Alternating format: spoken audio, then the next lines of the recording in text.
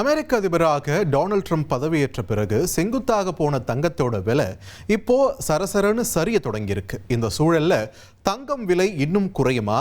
இப்போ தங்கத்தை வாங்கலாமா இல்லை ஏற்கனவே அதிக விலைக்கு வாங்கிய தங்கத்தை என்ன செய்யறது அப்படிங்கிற குழப்பம் முதலீட்டாளர்கள் மத்தியில் ஏற்பட்டிருக்கு. இதை பற்றி இந்த தொகுப்பில் நம்ம விரிவாக பார்த்துடலாம். அந்த வகையில் அமெரிக்கா ஈரான் இடையே போர் நிறுத்தம் தொடர்பான ஃப்ரேம் ஒர்க் கையெழுத்தாகியிருக்கு. போர் நிறுத்தம் தொடர்பான நகர்வுகள் எல்லாம் பாசிட்டிவாக நகர கச்சா எண்ணெய் விலை சரிய பாதுகாப்பான முதலீடாக பார்க்கப்பட்ட தங்கத்தோட விலையும் குறைஞ்சிக்கிட்டு வருது. இந்த மாசத்துல மட்டும் சவரன் தங்கம் விலை 10,880 ரூபாய் வரைக்கும் குறைஞ்சிருக்கு. இது ட்ரம்ப் பதவியேற்ற பிறகு ஒரு மாசத்துல ஏற்பட்ட அதிகபட்ச விலை சரிவு. ஜூன் 1ஆம் தேதி 14,500 ரூபாய்க்கு விற்ற தங்கம் விலை சவரன் 1,16,000 ரூபாய்க்கு விற்பனையாச்சு.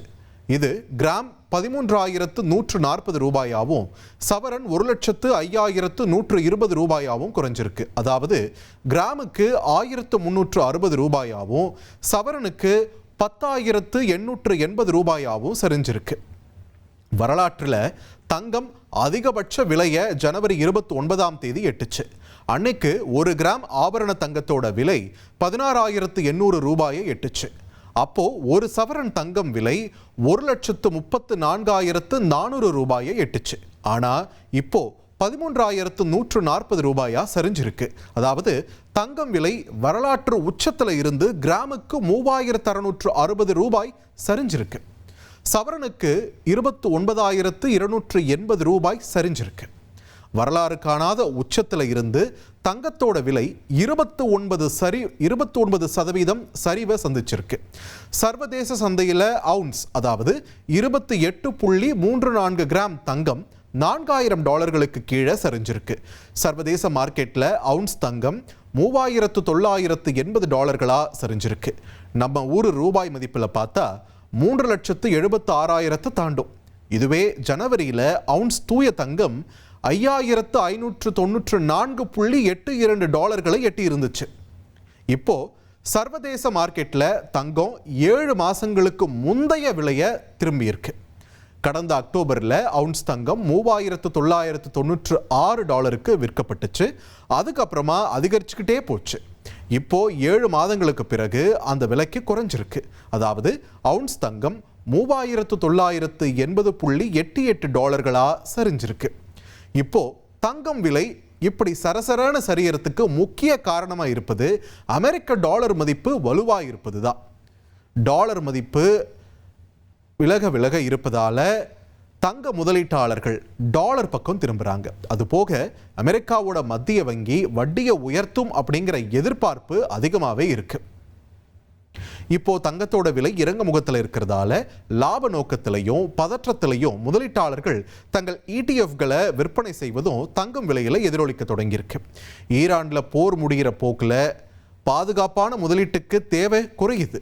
அதாவது தங்கம் மீதான முதலீட்டுக்கு தேவை குறைஞ்சிருக்கு. இதெல்லாம் தங்கம் விலை சரிவுக்கு முக்கிய காரணமா மாறியிருக்கு. இப்படி தங்கம் விலை சரிய இன்னும் சரியுமா, இன்னும் விலை குறையுமா அப்படிங்கிற ஒரு கேள்வியும் இருக்கு இல்லையா? பொதுவாக அமெரிக்க டாலர் வலுவாக இருந்தால் அது தங்கத்தோட விலைகளை எதிரொலிக்கும். இப்போ முதலீட்டாளர்கள் தங்க இடிஎஃப்களில் இருந்து டாலருக்கு தாவறதுக்கு முக்கிய காரணமும் இருக்கு. தங்கம் மதிப்பு சரியுது, அதே வேளையில் டாலர் மதிப்பு உயருது. இப்போ டாலர் கையில் இருந்தால் அதுக்கு வட்டி கிடைக்கும், ஆனால் தங்கத்துக்கு வட்டி கிடைக்காது. இப்போதைய சூழலில் டாலர் வலுவாக இருக்கும் என்றே பார்க்கப்படுது. அதாவது உலக கச்சா எண்ணெய் வர்த்தகத்தில் அமெரிக்க டாலர் கொடி பறக்கும். அந்த வகையில் தான் சூழல்கள் இப்போ உருவாகியிருக்கு. அதாவது வெனிசுவேலா கச்சா எண்ணெயை டாலர்களில் விற்க செய்ய அமெரிக்கா பணிய வச்சிருக்கு. இப்போ ஈரான் டாலரில் எண்ணெய் வர்த்தகம் செய்ய அமெரிக்கா அனுமதி அளிச்சிருக்கு. இது எல்லாம் கச்சா எண்ணெய் சந்தையில் அமெரிக்க டாலர் பயன்பாடு அதிகரிக்கும் நகர்வுகளாகவே இருக்கு. இப்படி டாலர் மதிப்பு உயர்வு, அமெரிக்க வங்கி வட்டியை அதிகரிக்கும் என்ற எதிர்பார்ப்பு இதெல்லாம் தங்கத்தில் எதிரொலிக்க தங்கம் விலை குறையவே வாய்ப்பு இருக்கிறதா குறிப்பிடுறாங்க வல்லுநர்கள். முதலீட்டாளர்கள் மொத்தமாக வாங்காம முதலீட்டு தொகையை பிரித்து சிறுக வாங்கலான்ற பரிந்துரையையும் வைக்கிறாங்க. இப்போ தங்கம் விலை சரிஞ்சிட்டு போக ஏற்கனவே வாங்கிய தங்கத்தை விற்கலாமா என்று கேட்டால் வேணான்றது தான் வல்லுநர்களோட கருத்தாக இருக்குது. அதாவது அவுன்ஸ் தூய தங்கம் 5594.82 எட்டியதை சுட்டிக்காட்டும் அவர்கள் ஈரான் அமெரிக்கா ஒப்பந்தம் இறுதியாக 60 நாட்கள் அவகாசம் இருப்பதை சுட்டிக்காட்டுறாங்க. இதில் இறுதி ஒப்பந்தம் எட்ட வேண்டியது கட்டாயமாகவும் இருக்குது. இதையும் அவங்க குறிப்பிடுறாங்க. ஸோ தங்கம் விலையில் இப்போது அழுத்தம் கொடுக்கும் காரணிகள் எல்லாம் குறுகிய காலம் எதிரொலிக்கக்கூடியவையே என்று சுட்டி காட்டுகிறாங்க.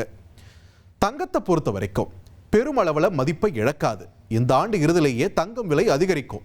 லாப நோக்கில் இருக்கும் நீண்ட கால முதலீட்டாளர்களுக்கு பதற்றப்பட வேண்டாம் என்பதே வல்லுநர்களோட அறிவுரையாகவும் இருக்கு. ஸோ இது சம்பந்தமாக திரு ஜெயந்தலால் சலானி அவர்கள் பேசிய காட்சிகளையும் இப்போ பார்க்கலாம்.